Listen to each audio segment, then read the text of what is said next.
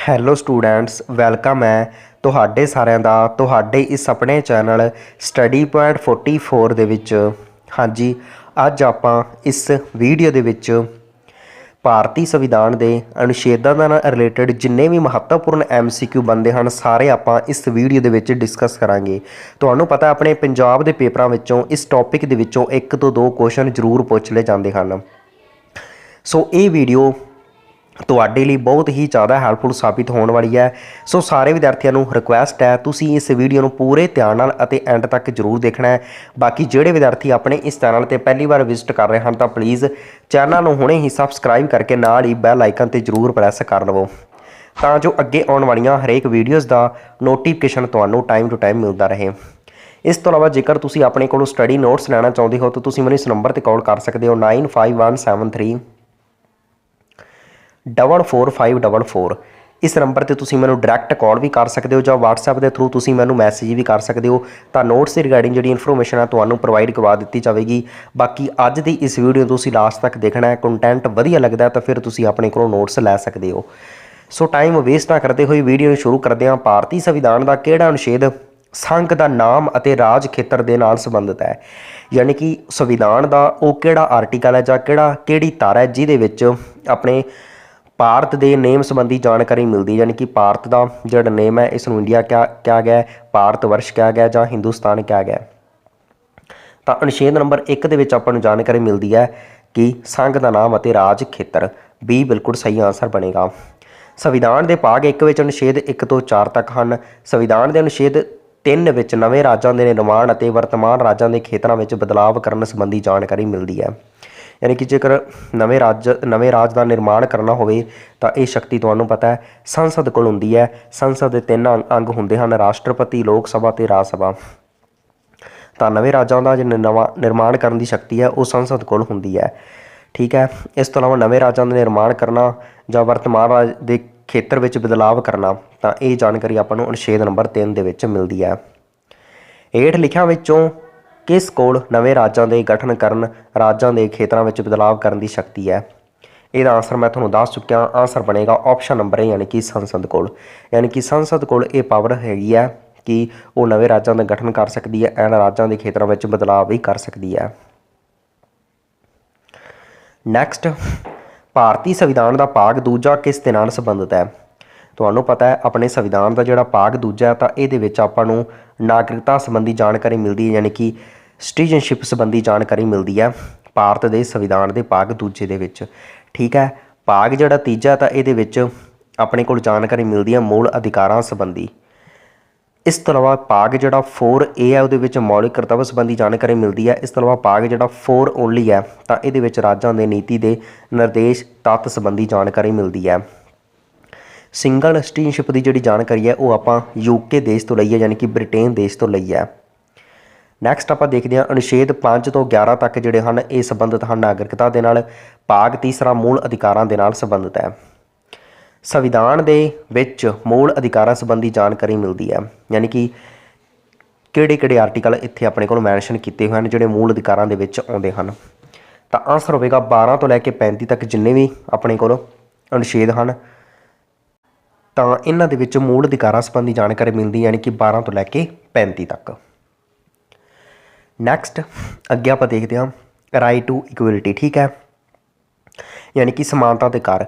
14 ਤੋਂ ਲੈ ਕੇ 18 ਤੱਕ ਜਿੰਨੇ ਵੀ ਆਰਟੀਕਲ ਹਨ ਇਹਦੇ ਵਿੱਚ ਸਮਾਨਤਾ ਸੰਬੰਧੀ ਜਾਣਕਾਰੀ ਦਿੱਤੀ ਗਈ ਹੈ। ਨੈਕਸਟ ਹੈ ਰਾਈਟ ਟੂ ਫਰੀਡਮ, ਯਾਨੀ ਕਿ ਆਜ਼ਾਦੀ ਦਾ ਅਧਿਕਾਰ। 19 ਤੋਂ ਲੈ ਕੇ 12 ਤੱਕ। ਠੀਕ ਹੈ, ਨੈਕਸਟ ਆਪਣੇ ਕੋਲ ਹੈ ਰਾਈਟ ਅਗੇਂਸਟ ਐਕਸਪਲੇਸ਼ਨ। ਇਹ ਆਪਾਂ ਨੂੰ ਜਾਣਕਾਰੀ ਮਿਲਦੀ ਹੈ ਆਰਟੀਕਲ 23 ਤੇ 24 ਦੇ ਵਿੱਚ। ਰਾਈਟ ਟੂ ਰਿਲੀਜੀਅਸ ਯਾਨੀ ਕਿ ਧਾਰਮਿਕ ਆਜ਼ਾਦੀ, ਇਹ 25 ਤੋਂ 28 ਤੱਕ ਹੈ।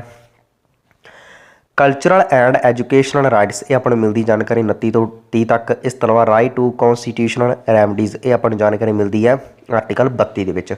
ਆਹ ਜਿਹੜਾ ਅਨੁਛੇਦ ਆ ਬਹੁਤ ਜ਼ਿਆਦਾ ਮਹੱਤਵਪੂਰਨ ਹੈ, ਲਾਸਟ ਵਾਲਾ ਪੁਆਇੰਟ ਧਿਆਨ ਵਿੱਚ ਰੱਖਣਾ ਹੈ, ਯਾਨੀ ਕਿ ਸੰਵਿਧਾਨਿਕ ਉਪਚਾਰਾਂ ਦਾ ਅਧਿਕਾਰ ਆਰਟੀਕਲ 32। ਇਹਦੇ ਤਹਿਤ ਸੁਪਰੀਮ ਕੋਰਟ ਦੇ ਵਿੱਚ 5 ਪ੍ਰਕਾਰ ਦੀ ਰਿਟ ਜਾਰੀ ਕੀਤੀ ਜਾ ਸਕਦੀ ਹੈ। ਜੇਕਰ ਵੀਡੀਓ ਤੁਸੀਂ ਲਾਸਟ ਤੱਕ ਦੇਖ ਲੈਂਦੇ ਹੋ ਤਾਂ ਮੈਂ ਗਰੰਟੀ ਦੇ ਸਕਦਾ ਤੁਹਾਡਾ ਐਗਜ਼ਾਮ ਦੇ ਵਿੱਚੋਂ ਇੱਕ ਵੀ ਕੁਐਸਚਨ ਬਾਹਰ ਨਹੀਂ ਜਾਵੇਗਾ ਅਨੁਛੇਦ ਦੇ ਰਿਗਾਰਡਿੰਗ। ਸੰਵਿਧਾਨ ਦੇ ਕਿਹੜੇ ਅਨੁਛੇਦ ਨੂੰ ਸੰਵਿਧਾਨ ਦੀ ਆਤਮਾ ਦਾ ਨਾਮ ਦਿੱਤਾ ਗਿਆ ਹੈ? ਤਾਂ ਤੁਹਾਨੂੰ ਮੈਂ ਦੱਸਿਆ ਸੀਗਾ ਪਹਿਲੀ ਵੀਡੀਓ ਦੇ ਵਿੱਚ ਜਿਹੜੀ ਸੁਬਹ ਅਪਲੋਡ ਕੀਤੀ ਸੀ, ਤਾਂ ਉਹਦੇ ਵਿੱਚ ਵੀ ਮੈਂ ਦੱਸਿਆ ਸੀ ਕਿ ਸੰਵਿਧਾਨ ਦਾ ਜਿਹੜਾ ਆਰਟੀਕਲ 32 ਹੈ ਤਾਂ ਇਸ ਨੂੰ ਸੰਵਿਧਾਨ ਦੀ ਆਤਮਾ ਦੇ ਨਾਮ ਨਾਲ ਜਾਣਿਆ ਜਾਂਦਾ ਹੈ। ਇਹ ਕਥਨ ਕਿਹਾ ਸੀ BR ਅੰਬੇਡਕਰ ਨੇ ਜਾਂ ਭੀਮ ਰਾਓ ਅੰਬੇਡਕਰ ਨੇ ਇਹ ਕਥਨ ਕਿਹਾ ਸੀ ਕਿ ਆਰਟੀਕਲ 32 ਨੂੰ ਸੰਵਿਧਾਨ ਦੀ ਆਤਮਾ ਕਿਹਾ ਜਾਂਦਾ ਹੈ। ਤਾਂ ਇਹ ਬਿਲਕੁਲ ਸਹੀ ਆਨਸਰ ਹੋਵੇਗਾ। ਅਨੁਛੇਦ 32 ਦੇ ਤਹਿਤ ਸੁਪਰੀਮ ਕੋਰਟ ਦੇ ਵਿੱਚ 5 ਤਰ੍ਹਾਂ ਦੀ ਰਿਟ ਜਾਰੀ ਕੀਤੀ ਜਾ ਸਕਦੀ ਹੈ। ਨੈਕਸਟ, ਸੰਵਿਧਾਨ ਦੇ ਵਿੱਚ ਰਾਜਾਂ ਦੇ ਨੀਤੀ ਦੇ ਨਿਰਦੇਸ਼ ਤੱਤ ਦੀ ਜਾਣਕਾਰੀ ਮਿਲਦੀ ਹੈ। ਇਹ ਆਪਣੇ ਕੋਲ ਕੁਐਸਚਨ ਪੁੱਛਿਆ ਗਿਆ। ਰਾਜਾਂ ਦੇ ਨੀਤੀ ਦੇ ਨਿਰਦੇਸ਼ ਜਿਹੜੇ ਤੱਤ ਹਨ ਉਹ ਆਪਾਂ ਆਇਰਲੈਂਡ ਦੇਸ਼ ਤੋਂ ਲਏ ਹਨ। 36 ਤੋਂ ਲੈ ਕੇ 51 ਤੱਕ ਜਿੰਨੇ ਵੀ ਆਰਟੀਕਲ ਹਨ ਉਹ ਰਾਜਾਂ ਦੇ ਨੀਤੀ ਦੇ ਨਿਰਦੇਸ਼ ਤੱਤ ਦੇ ਨਾਲ ਸੰਬੰਧਿਤ ਹਨ। ਸੰਵਿਧਾਨ ਦੇ ਕਿਹੜੇ ਅਨੁਛੇਦ ਮੂਲ ਕਰਤੱਵ ਨਾਲ ਸੰਬੰਧਿਤ ਹਨ? ਤਾਂ ਇਹਦਾ ਆਪਣੇ ਕੋਲ ਸਹੀ ਆਨਸਰ ਬਣੇਗਾ ਆਪਸ਼ਨ ਨੰਬਰ ਏ ਯਾਨੀ ਕਿ 51A। 51A ਦੇ ਵਿੱਚ ਮੂਲ ਕਰਤੱਵਾਂ ਸੰਬੰਧੀ ਜਾਣਕਾਰੀ ਮਿਲਦੀ ਹੈ। ਇਹਨਾਂ ਦੀ ਗਿਣਤੀ ਹੈ 11।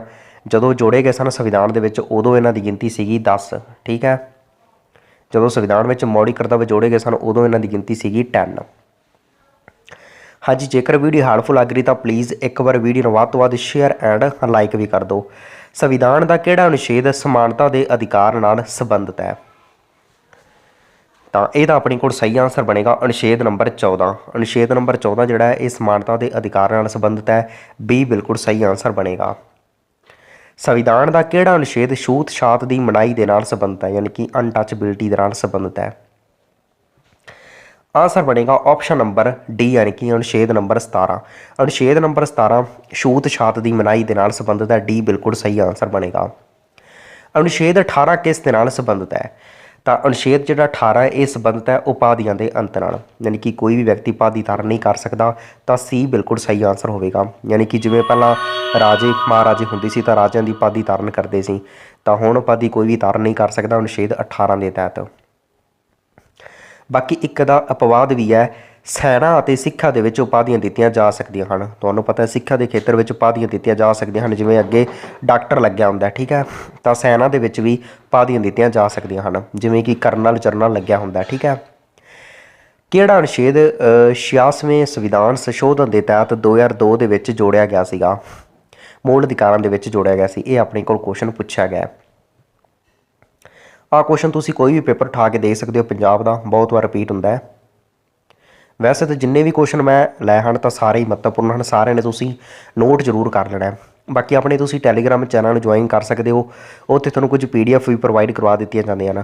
ਟੈਲੀਗ੍ਰਾਮ ਚੈਨਲ ਦੀ ਲਿੰਕ ਤੁਹਾਨੂੰ ਡਿਸਕ੍ਰਿਪਸ਼ਨ ਬਾਕਸ ਵਿੱਚ ਪ੍ਰੋਵਾਈਡ ਕਰਵਾ ਦਿੱਤੀ ਗਈ ਹੈ।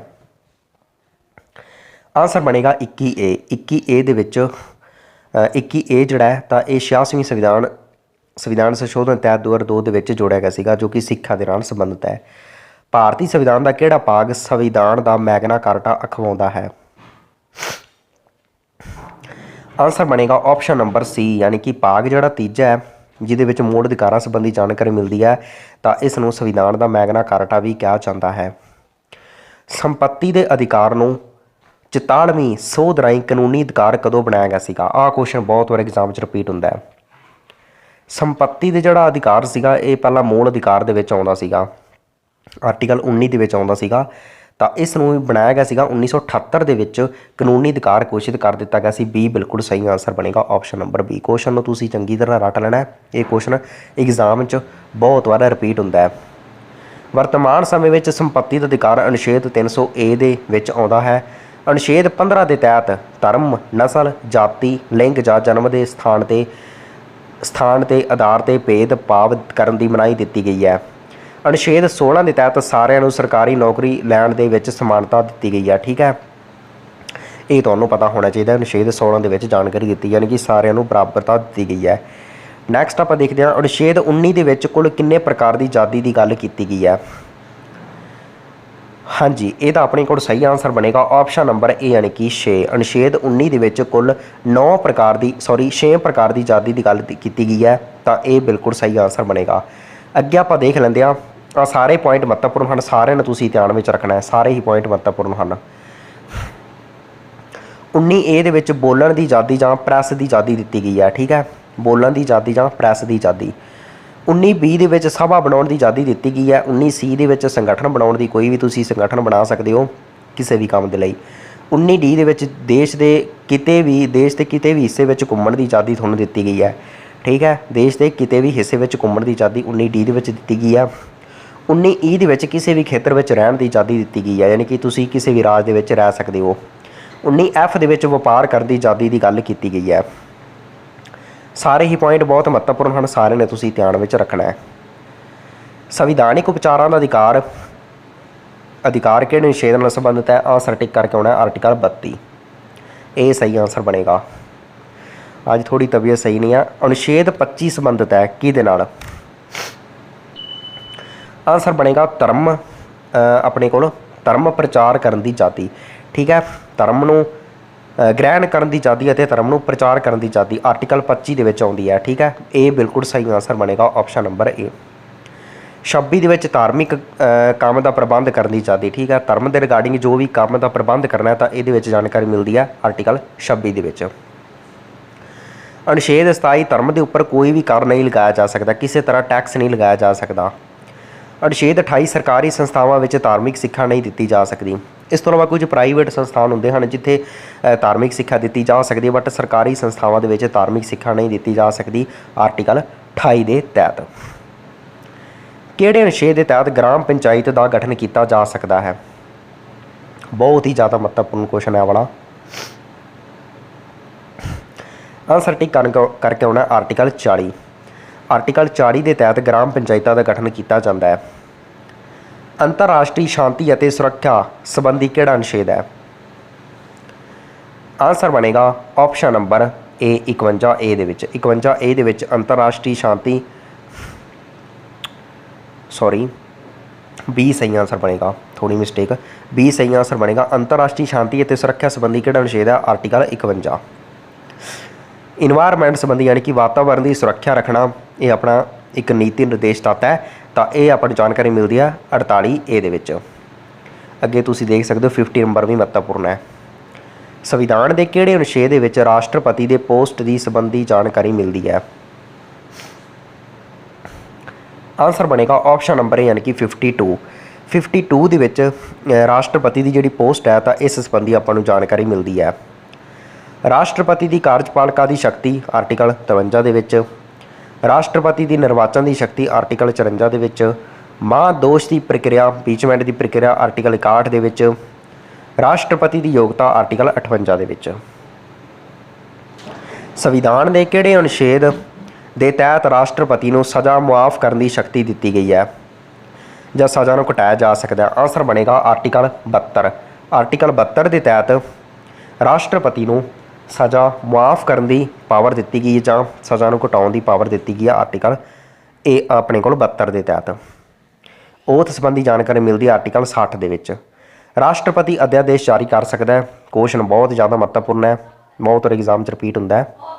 ਆਂਸਰ ਆਪਣੇ ਕੋਲ ਬਣੇਗਾ ਆਪਸ਼ਨ ਨੰਬਰ ਏ ਯਾਨੀ ਕਿ 123। 123 ਦੇ ਵਿੱਚ ਰਾਸ਼ਟਰਪਤੀ 123 ਦੇ ਤਹਿਤ ਰਾਸ਼ਟਰਪਤੀ ਆਰਡੀਨੈਂਸ ਜਾਰੀ ਕਰ ਸਕਦਾ ਹੈ। 213 ਦੇ ਤਹਿਤ ਰਾਜਪਾਲ ਆਰਡੀਨੈਂਸ ਜਾਰੀ ਕਰ ਸਕਦਾ ਹੈ। ਕਿਸੇ ਵੀ ਰਾਜ ਦੇ ਵਿੱਚ ਰਾਜਪਾਲ ਅਧਿਆਦੇਸ਼ ਜਾਰੀ ਕਰ ਸਕਦਾ ਹੈ, ਇਹ ਆਪਣੇ ਕੋਲੋਂ ਕੁਐਸਚਨ ਪੁੱਛਿਆ ਗਿਆ ਹੈ। ਆਂਸਰ ਟਿਕ ਕਰਕੇ ਆਉਣਾ ਹੈ ਆਰਟੀਕਲ 213। ਆਰਟੀਕਲ 213 ਦੇ ਤਹਿਤ ਜਿਹੜਾ ਰਾਜਪਾਲ ਹੁੰਦਾ ਹੈ ਉਹ ਆਰਡੀਨੈਂਸ ਜਾਰੀ ਕਰ ਸਕਦਾ ਹੈ। ਆਪਸ਼ਨ ਨੰਬਰ ਏ ਸਹੀ ਆਂਸਰ ਬਣੇਗਾ। ਅਨੁਛੇਦ 153 ਦੇ ਵਿੱਚ ਰਾਜਪਾਲ ਦੀ ਪੋਸਟ ਸੰਬੰਧੀ ਜਾਣਕਾਰੀ ਮਿਲਦੀ ਹੈ। ਅਨੁਛੇਦ 155 ਦੇ ਵਿੱਚ ਰਾਜਪਾਲ ਦੀ ਨਿਯੁਕਤੀ ਦੀ ਜਾਣਕਾਰੀ ਮਿਲਦੀ ਹੈ।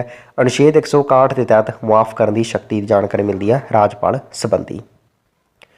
ਕਿਸੇ ਰਾਜ ਵਿੱਚ ਵਿਧਾਨ ਪ੍ਰੀਸ਼ਦ ਹੋਵੇਗੀ, ਕਿਹੜੇ ਆਰਟੀਕਲ ਦੇ ਤਹਿਤ ਹੋਵੇਗੀ? ਇਹ ਆਪਣੇ ਕੋਲ ਕੁਐਸਚਨ ਪੁੱਛਿਆ ਗਿਆ।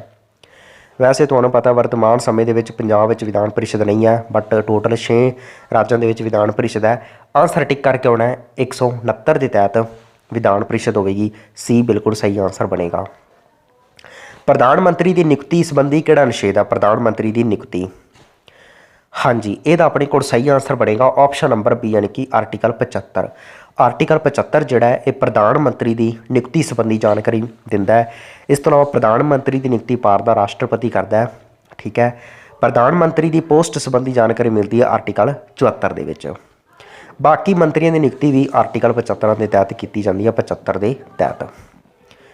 Next, attorney general of India ਦੀ ਜਾਣਕਾਰੀ ਕਿਹੜੇ ਅਨੁਛੇਦ ਦੇ ਵਿੱਚ ਮਿਲਦੀ ਹੈ? Attorney general of India. ਠੀਕ ਹੈ, ਇਹ ਆਪਣੇ ਕੋਲ ਸਹੀ ਆਪਣੇ ਕੋਲ ਆਂਸਰ ਪੁੱਛਿਆ ਗਿਆ, ਤੁਸੀਂ ਆਂਸਰ ਟਿਕ ਕਰਕੇ ਆਉਣਾ ਹੈ ऑप्शन नंबर बी यानी कि 76। अटॉर्नी जनरल ऑफ इंडिया की जानकारी आर्टिकल 76 ਦੇ ਵਿੱਚ ਮਿਲਦੀ ਹੈ। बी बिल्कुल सही आंसर होगा article 76। Advocate general of states, ठीक है, स्टेट का जोड़ा एडवोकेट जनरल होंगे तो यदी अपन जानकारी मिलती है आर्टिकल 165 के CM की जी नियुक्ति की जाती है आर्टिकल 164 के तहत की जाती है। नैक्सट, किहड़े अनुच्छेद के तहत हाई कोर्ट के रिट जारी कर सकते हाँ? हाँ जी, यदा अपने को सही आंसर बनेगा ऑप्शन नंबर बी यानी कि आर्टिकल 226 के तहत हाई कोर्ट के रिट जारी की जा सकती है। बी बिल्कुल सही आंसर बनेगा ऑप्शन बी। 6 तरह की रिट जारी की जा सकती है हाई कोर्ट के। सुप्रीम कोर्ट संबंधी अपनी जानकारी मिलती है 124 के। हाई कोर्ट की जानकारी मिलती है आर्टिकल 214 के। बहुत सिंपल हैं एंड महत्वपूर्ण भी हैं। भारत के उप राष्ट्रपति की पोस्ट संबंधी जानकारी मिलती है आर्टिकल 63 के। बी बिल्कुल सही आंसर बनेगा। संविधान के किहड़े अनुच्छेद के तहत संयुक्त बैठक करवाई जाती है? आंसर बनेगा 108 के तहत जी संयुक्त बैठक बुलाई जाती है तो सी बिल्कुल सही आंसर बनेगा। संविधान के किहड़े अनुच्छेद के तहत धन बिल की जानकारी मिलती है? आंसर बनेगा ऑप्शन नंबर सी 110। 110 के तहत धन बिल की जानकारी मिलती है। सी बिल्कुल सही आंसर बनेगा। एनुअल फाइनैंशियल स्टेटमेंट यानी कि बजट संबंधी अपनी जानकारी किहड़े अनुच्छेद में मिलती है? वैसे संविधान के बजट नाम का कोई भी शब्द नहीं है। संविधान के जिहड़ा स्टेटमेंट मैंशन की हुई है वो मैंशन की हुई है एनुअल फाइनैंशियल, ठीक है, आर्टिकल 112। बी बिल्कुल सही आंसर बनेगा ऑप्शन बी आर्टिकल 112। कैग की जानकारी मिलती है, कैग की जानकारी, ठीक है, लेखा जोखा जड़ा करता है, हिसाब किताब जो रखता अपने कोई भी जो काम होता है तो वह हिसाब किताब रखता है कैग, चीफ ऑडिटर जनरल। तो आंसर बनेगा ऑप्शन नंबर सी यानी कि 148 के तहत कैग की जानकारी मिलती है। संविधान के कितने अनुच्छेद आपातकाल के नाल संबंधित हैं? संविधान के टोटल 3 अनुच्छेद आपातकाल के नाल संबंधित हैं तो ये बिल्कुल सही आंसर बनेगा ऑप्शन नंबर ए। नैशनल जी एमरजेंसी है ये 352 के तहत लगाई जाती है। हुण तक टोटल अपने भारत के 3 बार लग चुकी है। प्रेजिडेंट रूल 356 के तहत लगाया जाता है। पहली बार अपने पंजाब के लग्या सी, पंजाब हुण तक 8 बार लग चुकिया प्रेजिडेंट रूल। इस तो इलावा वित्ती पातकाल यानी कि फाइनैंशियल एमरजेंसी 360 के तहत लगाई जाती है। हुण तक एक बार भी नहीं लगी। हुण तक अनुच्छेद 352 का कितनी बार प्रयोग होया? 3 बार होया, पहला दस चुकिया। सी बिल्कुल सही आंसर बनेगा। हेठ लिखियां दे विचों किहड़ा अनुच्छेद आपातकाल के दौरान निलंबित नहीं हुंदा? हाँ जी, आंसर बनेगा ए और बी दोनों। डी बिल्कुल सही आंसर बनेगा। 20 ते 21 निलंबित नहीं होंगी, बाकी सारे निलंबित हो जाते हैं जदों एमरजेंसी लगती है। तो डी बिल्कुल सही आंसर बनेगा। कुछ होर महत्वपूर्ण देखते हैं, रिवर डिस्प्यूट, ठीक है, तो यदी जानकारी मिलती है आर्टिकल 262 के। इंटर स्टेट कौंसल की जानकारी मिलती है आर्टिकल 263 के। किहड़े अनुच्छेद के तहत वित्त आयोग का गठन किया जाता है? तो तुसीं आंसर टिक करके आउणा ऑप्शन नंबर ए 280 के तहत वित्त आयोग का गठन किया जाता है। ए बिल्कुल सही आंसर बनेगा। इलैक्शन कमीशन की जानकारी मिलती है 324 के। नैशनल कमीशन फॉर SC की जानकारी मिलती है 338, ST की जानकारी मिलती है 338 ए तो OBC की जानकारी मिलती है 338 बी। सारे ही आर्टिकल महत्वपूर्ण सन, सारे तुसीं ध्यान दे विच रखना है। एक होर क्वेश्चन अपने को रहिंदा है, तुहानूं मैं दस दिंदा। किहड़े आर्टिकल के तहत संविधान के विच संशोधन किया जा सकता है? तुसीं आंसर टिक करके आउणा 368। आर्टिकल 368 के तहत संविधान के विच संशोधन किया जा सकता है। तो ये सन अपने को कुछ महत्वपूर्ण आर्टिकल। तो इन्हां दे विच्चों ही अपने पंजाब के पेपरों में क्वेश्चन बनता है। जेकर तुसीं इन्हां नूं याद कर लेंदे हो तो तुहाडा अनुच्छेद रिगार्डिंग तो कोई भी क्वेश्चन जिहड़ा है वो नहीं रहेगा। तो वीडियो 3-4 बार देखना है, सारे तुहानूं क्वेश्चन याद हो जाएंगे। जेकर 3-4 बार देखना नहीं चाहते तो तुसीं सारे क्वेश्चनों नूं नोट जरूर कर लेना है। बाकी जेकर तुसीं अपने कोल नोट्स लै लैंदे हो तो उहदे विच तुहानूं सारी जानकारी प्रोवाइड की हुई है। नोट्स लैण दे लई तुसीं मैनूं इस नंबर पर कॉल कर सकते हो 9517344544। इस नंबर पर तुसीं मैनूं डायरैक्ट कॉल भी कर सकते हो ਜਾਂ WhatsApp के थ्रू तुसीं मैनूं मैसेज भी कर सकते हो। तो हुण वीडियो नूं इत्थे ही समाप्त करते हैं, मिलते हैं किसी next video they which. Thank you.